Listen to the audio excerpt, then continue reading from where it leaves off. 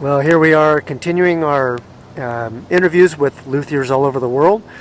And you've seen and heard interviews from builders that I visited in England and Spain to come, and Ireland, Germany.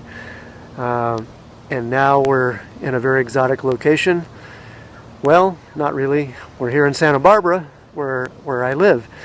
And this is where Classic Guitars is located. And Jim Redgate happens to be visiting me from Australia, so we're going to talk to Jim right now. Hello, Jim. Hey, Chris. Thanks for visiting here in Santa Barbara. And I'll ask you to speak up a little bit because the mic is kind of far away from you and close to me, so we'll tone down my voice. But we were talking over lunch about the fact that you're one of the few builders in the world that's succeeded at building two very different styles of guitars. You're building some very fine lattice brace style guitars, and you're also building some superb double top guitars. And I thought it might be interesting for the folks that are watching this to understand a little bit about the difference between the lattice guitars and the double top guitars as you build them and as you know them. Yeah, I think one of the main differences between the lattice and the double top is there's a different philosophy in building the back and sides of the instrument.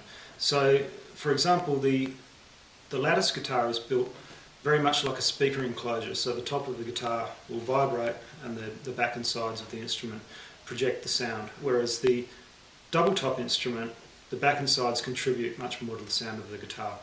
That's the main difference between the two instruments. In building a lattice brace guitar, you build quite a thin top, which is supported by a matrix of carbon fibre and balsa wood, and the bracing is very strong, whereas the top is actually, without the bracing, is quite weak.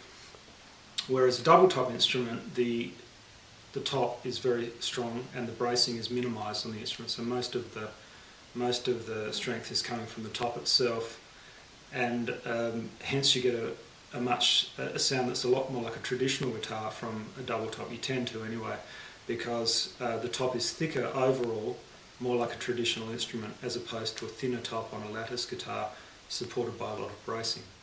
Let me ask you a question about that, Jim, because I've noticed over the years, and I've been hearing your guitars now for 15 years, close to be, and I've noticed a trend with your lattice guitars over time that they too are sounding more and more what people would call traditional, or more and more like double tops. Have you done something intentionally to make that occur? I guess what's important to know is that a lot of people think lattice guitar builders from Australia are all building very similar guitars, whereas I think we're all building quite different instruments. My angle on the lattice guitar, which of course was invented by Greg Smallman, is to take the fantastic idea and develop it in my own way for this type of sound that I like. And personally, the sound I go for is a little bit more towards the traditional sound.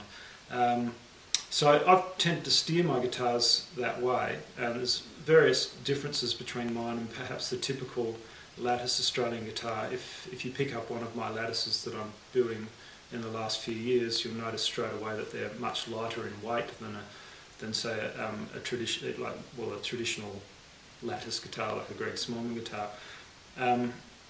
So I build my back and sides of the instrument a little bit lighter than the other Australian builders. The overall weight of the instrument also contributes to its sound, I think, because you start to use some of the other components of the instrument to produce the sound in the instrument rather than just the top. Also, for the bracing of the guitar, other lattice builders who maybe copy Greg Smallman build with just a lattice brace in the bottom part around the bridge of the guitar, whereas I tend to extend my bracing into the top part of the soundboard, much like a traditional guitar, and therefore that area of the soundboard vibrates in the same way as a traditional instrument. And probably the other main instrument between mine and the thin top lattice guitars is that my tops are a little thicker than the other lattice guitar builders, and it tends to give you, when you have more wood in the top and less bracing, it tends to give you a little bit more of a traditional sound. Huh. I'd say that was the main differences. Yeah. And moving back for a moment to your double tops, you were mentioning, and this might apply both to double tops and to the lattice guitars, but you were talking about the perception that some people have that the wood itself is giving off the sound, versus the concept that you were talking about, where it's really more about what the frequencies are being absorbed by the wood. Could you talk a little bit about that? Yeah, I guess most people think that the wood in an instrument is making the sound of the guitar, whereas I tend to look at it in a slightly backwards way, in that I think that the wood of the instrument actually is quite inefficient and it absorbs sound within the instrument. What you need to do is try and make an instrument which is very inefficient at absorbing sound. There's a certain amount of energy within the instrument. When you pluck the strings, it goes into the instrument through the bridge and vibrates the soundboard. Whatever the instrument sucks up from that energy in friction from moving parts or so forth doesn't get emitted as sound, because the energy can't be destroyed. It has to either be broken up within the instrument as friction and heat, or it has to be given off as sound. So what you're looking for is pieces of wood, and also your design within the instrument, which makes the instrument very inefficient at making sound.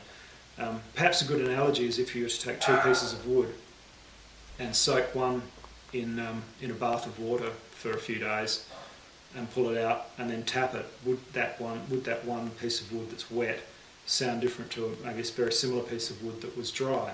And it probably, you probably find that the dry piece of wood is much higher resonant frequencies. The reason being that the wood in the the water in the wood that's been soaking in the bath is starting to absorb energy through friction and heat, because it's a much denser piece of material now. If you take that analogy and apply it to a guitar, you get very resonant timbre, and also reduce the amount of timbre in the guitar, which is one of the philosophies of a double top instrument. You tend to get an instrument that's less efficient at absorbing sound and therefore more efficient at producing sound. Ah, that's fantastic. Perhaps the other thing about the double top, which is interesting, is the tops are two very thin pieces of wood, which are supported by a synthetic material made of Kevlar called Nomex, which is a honeycomb structure. And that honeycomb structure basically means that the top is quite thick overall, but it's made of two slices of wood and a honeycomb material that's full of air. Because you're taking away a lot of the wood from the centre of the soundboard and replacing it with air, that soundboard becomes less efficient at absorbing sound and more efficient at giving off sound. Uh-huh. Yeah.